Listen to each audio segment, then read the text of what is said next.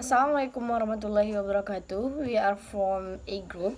Before our starting the meeting, I will introduce myself. My name is Rama Jayanti and my partner Syahmi Munovo yang serta Magempa. The first speaker by Syahmi Munovo. Discourse analysis has been central to linguistically Negro studies of cross-cultural communication since the beginning of both subfield. For a historical overview, see Monaghan 2012. In the chapter, I will highlight some of the most important themes arising from this work, especially with the cross-cultural discourse analysis and informed discourse theory and practice. Okay, next I will present about basic methodological distinction and traps. Many approaches cross those artificially designed categories, but I believe it is a useful way to understand the field. Other organizations include pillars. Number one, comparative analysis of two more cultural, and second, analysis of interaction between speakers from different cultural background, and third, the discourse creation of cultures. Cultural is assumed to be controls. Many studies look at how language is used to create and prepare a culture, both in talk and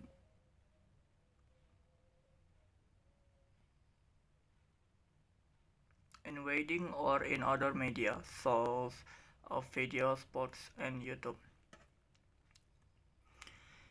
And then discourse and gender. Discourse and gender is an interdisciplinary endeavor undertaken by scholars in linguistics, anthropology, communication, social psychology, education, literature, and other discipline.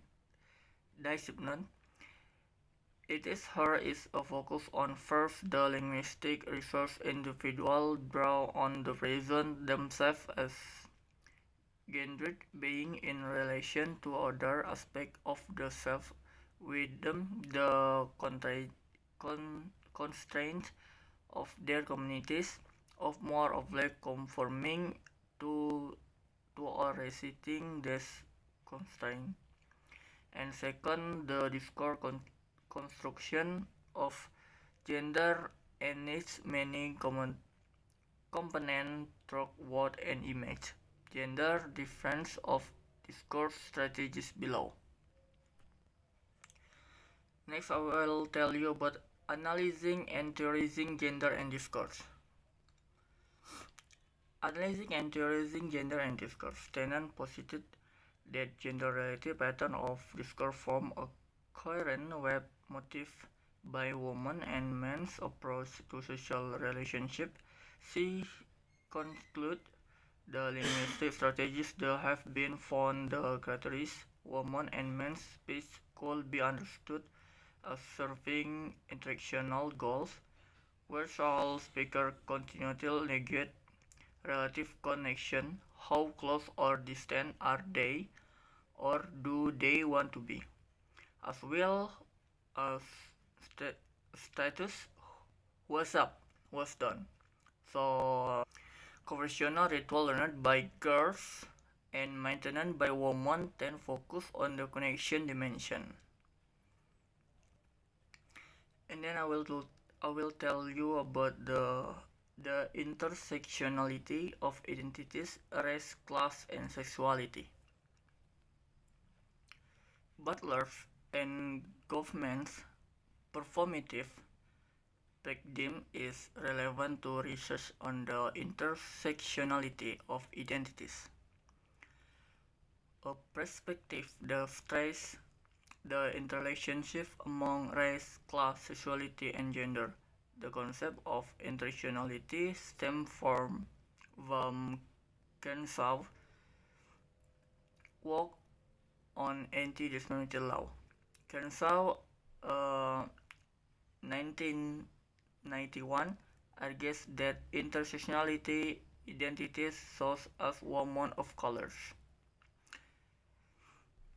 are necessary for understanding male violence against women because the experience of women of the color are frequently the products of intentional pattern of racism.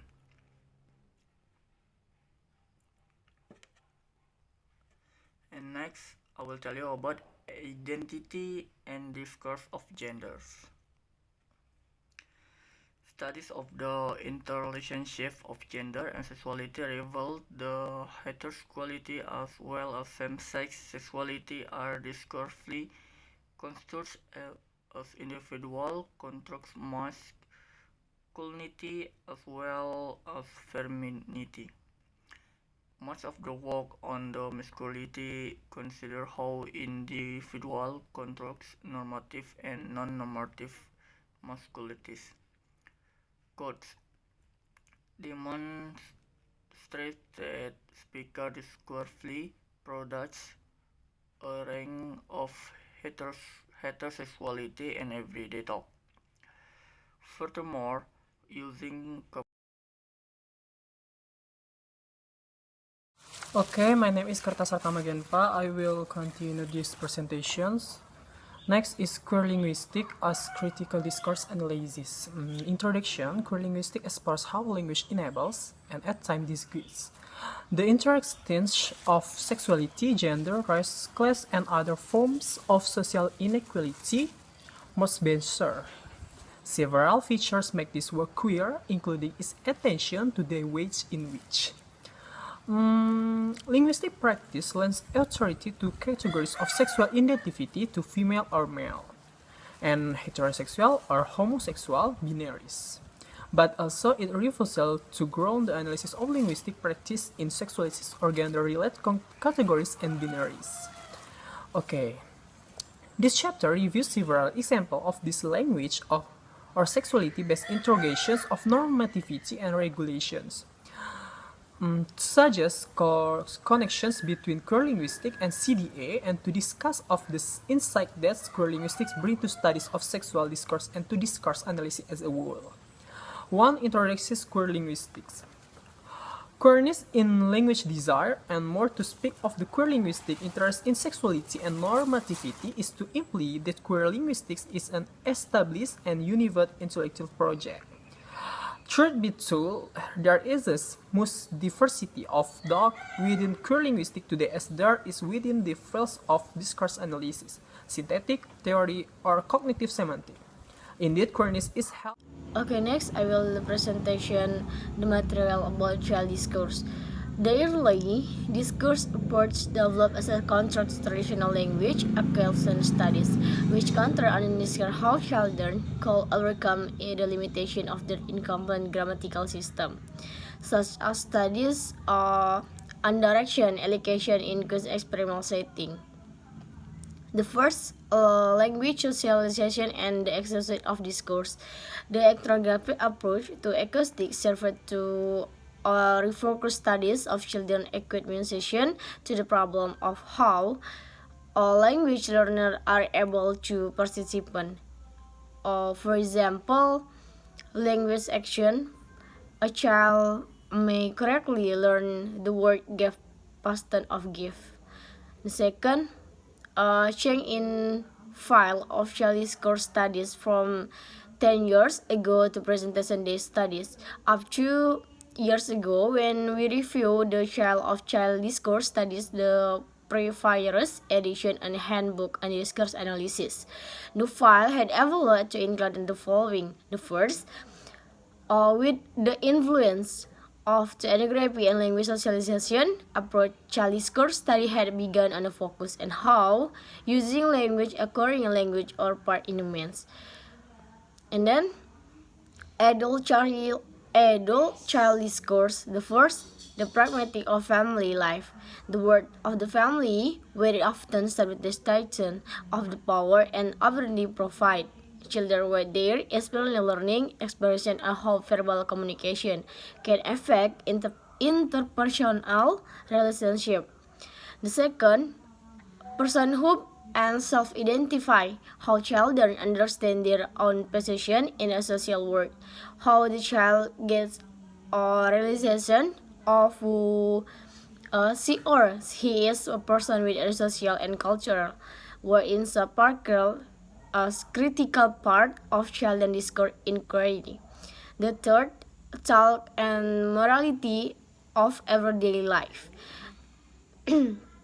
As the growing child engages other widen a complex relationship, issues of right and wrong exist. What action means to other whether were harmful or unsportive, and other to mean their word and deeds become the subject of the both doll child per exchange. The material lagi next, child discourse. The first, the language of child then appears as not child discourse every trip and musical kernel along with devil of the mental pragmatists began a new movement in child language research themselves as a domain of child language studies and the studies of the acquisition of the communication competence.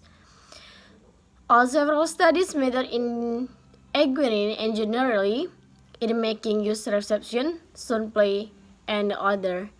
The second, per moral talk. Per moral talk, how norms of the per group are conducted, talk, gossip, teasing, pretend, playing, and conflict talk. Children negative how they stand a relation in a relationship to one another during producer teasing and gossip events. They make as a good wins. Maybe I think enough explanation by me. If you have a question, please mention your name. Thank you.